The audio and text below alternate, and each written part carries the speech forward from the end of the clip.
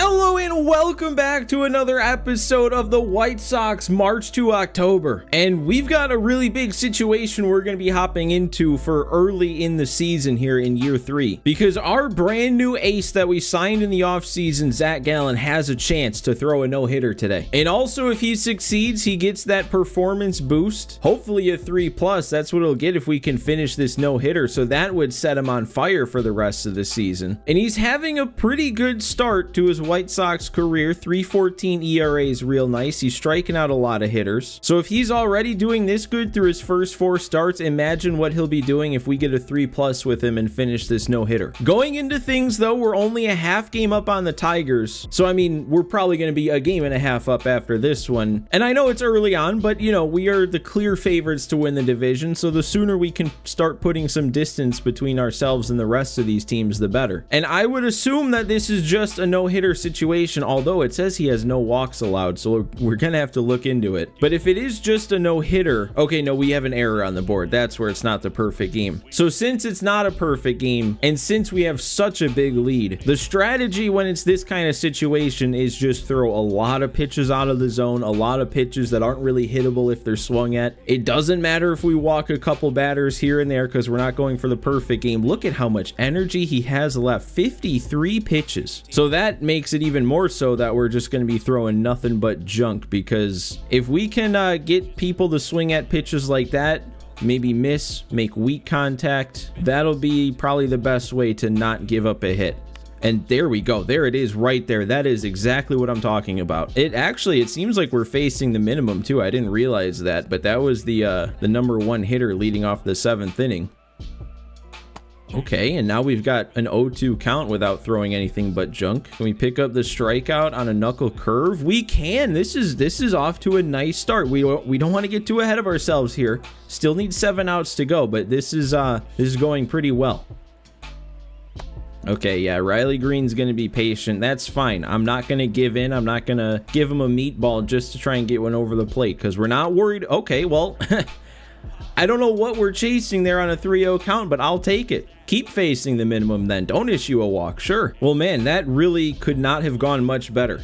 That was like a 9 or 10 pitch first inning. We still have so much energy left with 6 outs to go. And the strategy was kind of working to perfection. And look at this. They are just chasing. I feel like so many other times that I try this strategy of just throwing junk, these teams, they just don't swing. They just leave them and take the balls and take the walks. These Tigers are playing ball with us today. And look at Torkelson, a 3-pitch strikeout, not throwing anything even close to the zone. I mean, you would think they're in on it at this point, although we're not. Oh my God. Oh my God. That's how the hit's given up. 69 miles per hour off the bat. Jammed. That's why. Oh my God. That's how it happens, isn't it? That is how it happens when you're going for the no-hitters on this game. It is like, find a way, think of a way that a hit can be gotten to break it up, and the CPU will do that eventually. Yep, and there's another punch out. I mean, we're still doing everything right. And the biggest shame about that is, since this was a no-hitter chance and that's really all we were in here to do, I could mow the rest of these hitters down, not allow anything else, and that'll be the only hit we give up, only base runner, and they'll still only give me 1+.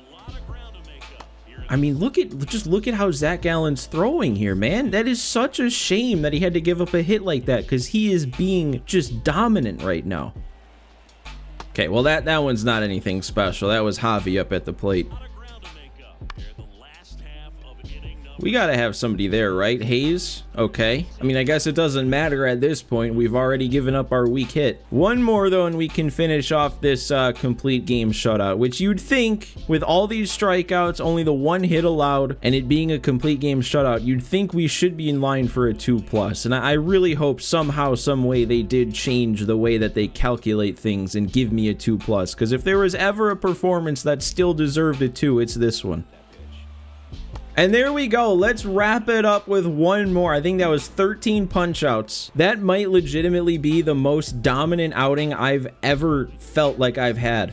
with a pitcher in March to October, and we still, of course, only get the 1+. I mean, like, I know I've thrown no-hitters before. I've had great outings. I've had great pitchers, but there was just something that felt special about that performance. The fact that I wasn't trying to throw anything near the zone until we gave up that hit, and we still didn't walk anybody. Gallen was punching out so many guys. I mean, that's the performance right there that has me forgetting about Dylan Cease. And we do get 2 more fireballs at least from that, though. Not quite the 8 we would have gotten if it was a no-hitter, but this is a good amount of momentum here to pick up some wins. And oh yeah, scouting. Always forget about the scouting. All right, well, I'm changing things up then for this week of scouting. I have all the same positions. I'm just changing the region. I think I already mentioned my new scouting strategy, so I don't need to get into it too much again. All right, so we move on from that. Win the series against Detroit. Against the other Sox, are we gonna sweep them? Nice. Back home against Cleveland. And all right, we're gonna hop into game 2 after taking the first game. We are on a bit of a streak. I don't remember, I wasn't keeping count of exactly where we're at, but we're up to 19-7 now, 4.5 game lead on the division. There we go. There's the space created that I was talking about. So it's a 6-game winning streak now that we're trying to build on. Still no trade offers coming through. So one thing I want to check on is Francisco Mejia, and well,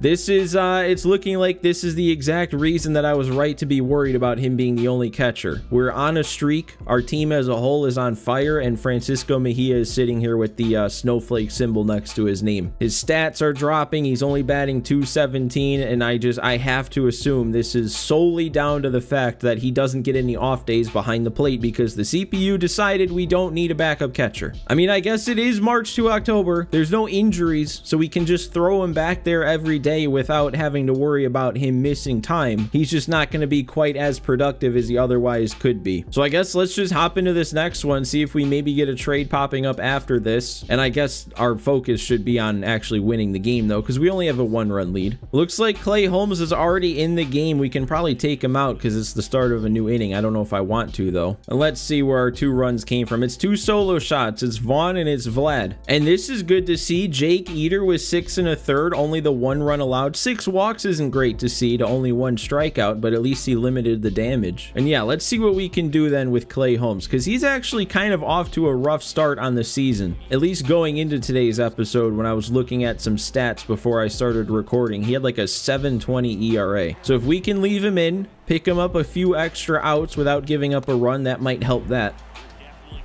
And there we go. Nice and easy punch out on the slurve. We love it. Wow, and Brian Rocchio has not swung at a single pitch this at bat, which means he's not chasing. There he swings though. Weak contact. Colson's there. Ooh, that is a pitch. Let's finish it off then with one more big breaking ball. Or hang it right down the middle. Colson, we getting there? No. Ooh, he's taking off though. Mejia, man, Mejia looks gassed. He took forever to get up out of his stance and throw it. At least that's what it looked like to me.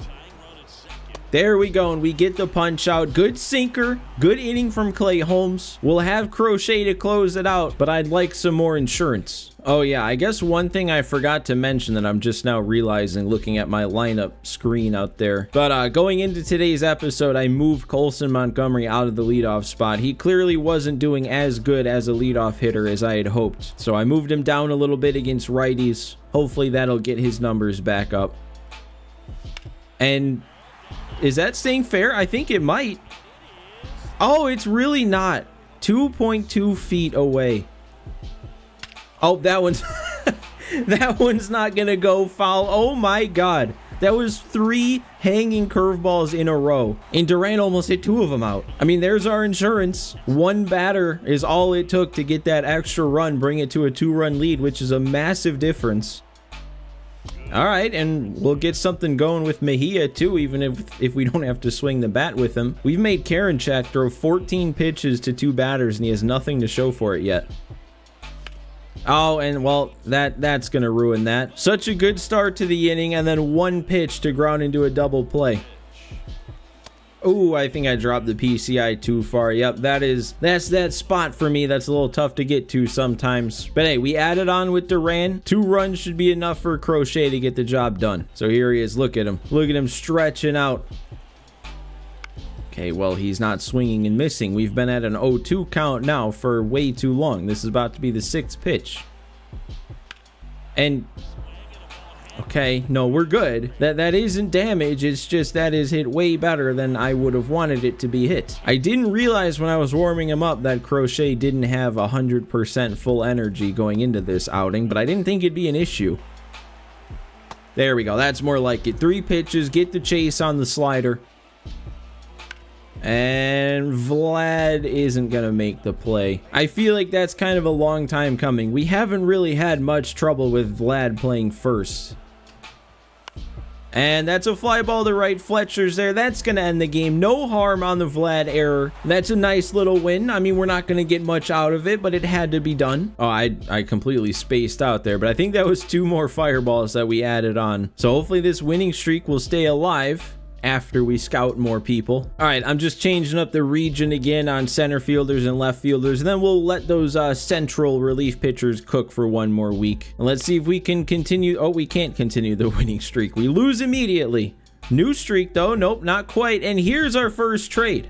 And look at this. Hang on a second. What? The Pittsburgh Pirates want to trade away Termarr Johnson, an A potential at a 73 overall that's only 21 years old. And all they're asking for is Benintendi and Ryan Benjamin? Huh? Okay, I guess maybe we should put this a little bit more into perspective. Sure, Benintendi, from what we can see, he's only a 76 overall. He's a C potential. But when we look at what he's actually done in the last 2 seasons, he is good. He is an elite left fielder, actually. So I guess it makes sense that he has a lot of trade value, and we don't really have a spot for him anymore since getting Austin Hayes. So like, I am making this trade unless one of the other ones are better. We can let Francisco Mejia suffer a little bit longer being our only catcher if that means we can add somebody like this. I guess I should mention though, just since that's our other piece, but Ryan Benjamin, he is not somebody that I had any sort of stock in. So I am totally okay with trading him away. But let's make sure and let's see what these other offers are, because the Cubs have an offer, and we know those Cubs Sox trades are always kind of big time when they happen. So the Cubs, they're offering me, okay, they're offering Miguel Amaya for nothing. That would be our backup catcher. I mean, this is almost exactly what I'm looking for when I'm looking for a backup catcher. It's just knowing that this Pirates trade is in play, I can't in good faith make this trade when Termarr Johnson's on the board for what we'd be giving up for him. All right, but we still have one more offer to check. It's the Phillies, and they're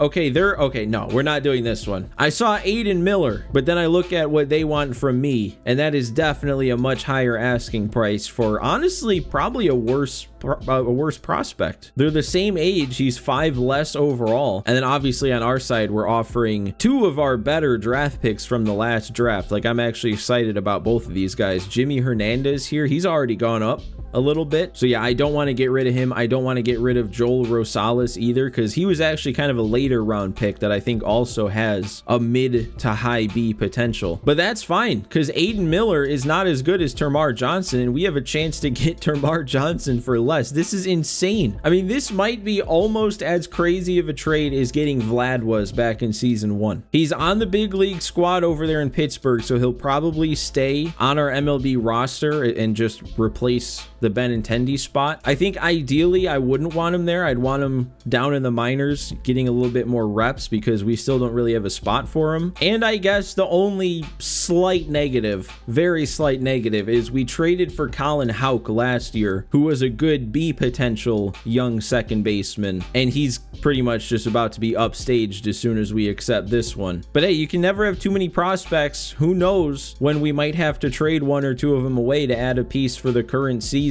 So let's do it. We're gonna part ways with Andrew Benintendi, and saying that isn't as good of a thing as it would be to be saying in real life, because like I already showed, Benintendi's given us a couple really nice seasons, but it just works out. We didn't really have a spot left for him. He's only gotten into 4 games so far this season. He's obviously not really going to get any better, and he's only going to start getting worse, and it looks like he already might be on that path. So this is a perfect chance to get rid of him. I still don't know why Pittsburgh is willing to do do this trade, but I won't question it. We're going to add a future superstar right here in Termarr Johnson. That is, I mean, I already have said insane way too many times, but I would assume that we're going to get a chance to use him right away and player lock with him. So that should be exciting. And now we know he's on the big league squad. I'm assuming nothing else changed. He probably just takes Benintendi's spot on the bench. And yeah, no, nothing changed. Still have no backup catcher, man. And I was just exploring some options to see if there's any way to get Johnson in any starting lineup. I don't think there is, but look at what I just found on Nick Senzel. We know he's been off to a good start offensively. I mean, he's our lefty killer. He's batting .310 with 4 bombs already to start the season. But look at what he's done defensively. He has 5 errors already. Oh, and look at what else I just happened to see here. Eloy gets up to an A potential. All right, well, let's go ahead. Let's get into this player lock. I'm definitely not saving it for the start of a new episode because we know how that goes. So let's see what Termarr Johnson can do against the Orioles here. We have a righty we're facing on the mound. He doesn't look like a good righty with the 6.62 ERA. This might be a good situation. All right, first at bat. Let's see what he's got. Runners on the corners, 1 out. And I do know he's gotten a couple cards in Diamond Dynasty this year that I've used here and there. And I feel like I always have liked his swing when I throw him in like an event lineup or BR or whatever. And instead, we're just going to ground into a double play. All right, AB number 2. We have a lead now. Same pitcher out there. Let's try and take advantage of this. And okay, I mean, that's not much better of a swing and not much better contact, but that one actually gets through. No second double play, and we have a hit on the board. All right, we got his 3rd at bat now. New pitcher on the mound. Still a righty. And man, they're kind of just giving me fastballs right down the middle, and I am missing them. I'm glad I actually missed that one and didn't just make more weak contact. No, why can't you let me check swing? I know that's terrible to even be tempted, but it's reflex at that point. All right, we get another chance. Emilio Pagan on the mound. What does he have left? He's got to be getting up there. He's actually not as old as I thought he would have been. Why do I feel like he's been around forever? Need a line drive, though. I don't think our 1 hit is going to get us any sort of a boost. Oh? How much of that did we get? I know the wind's blowing in from right. When I just checked, it's off the wall. Oh, we didn't. Please get back to first. Okay, the camera work was terrible there, but I think we're back in. Of course, it's just a single. We hit one off the wall, and it couldn't be more than a base hit. Well, I don't know. I feel like now after that, a 2-hit day, even if they are both singles in a day where our offense went crazy, that should give us at least a 1+ performance boost. Now, it's not an attribute boost. It's not one of those type of player locks because it wasn't a call up. Ooh, we're gonna get another AB here with 10 runs on the board. It's a lefty-lefty matchup though this time, so it's not as ideal. Oh, yeah, okay, that was a strike anyway. I was just fooled by the speed. Man, I know he's got a hard sinker and all he's doing is throwing sliders. Is throwing me off. I gotta be prepared for the sinker. Well, there it was, and I'm still too early on it. I guess I could have slowed the bat down a bit. Oh, and then I don't swing. I would have been way too early if I did anyway. Well, I don't know now. 2 for 5 with a strikeout, a ground into double play. I mean, that's got to be something, right? That's got to be a 1+. Okay, well, they're going to give me even more credit than I probably deserve. They're calling it a solid 2-hit game. So yeah, he gets a 2+ boost. Hopefully that does some good for him. I mean, he's not going to get many at-bats. He's not going to get a ton of playing time. But, you know, hopefully he can make do with whatever he can. And I don't really think I feel the need to change anything here. I don't even think I had Benintendi. Yeah, I didn't have Benintendi here. Man, but look at this. Of course, we trade for Termarr Johnson, and I happen to see what Colin Houck is doing, and he's going up pretty nicely. He's batting .373 with a .470 OBP down in AAA. But we just traded for his replacement, so like I don't even know what spot he's gonna have. All right, we're back.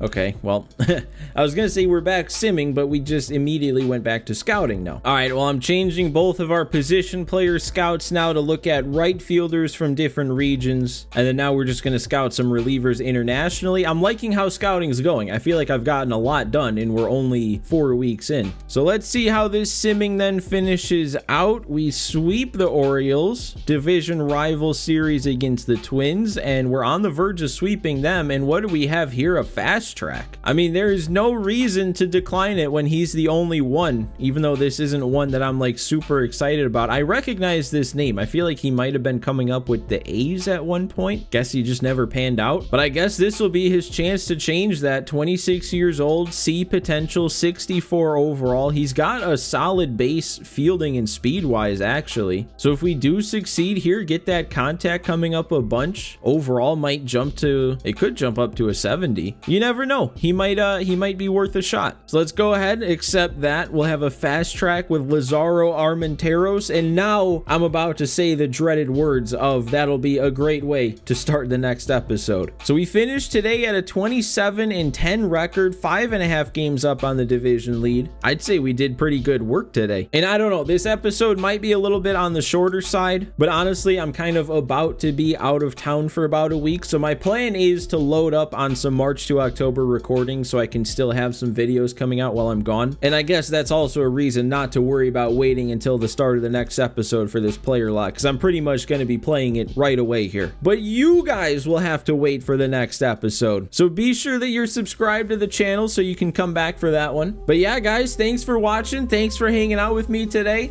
and I will see you next time.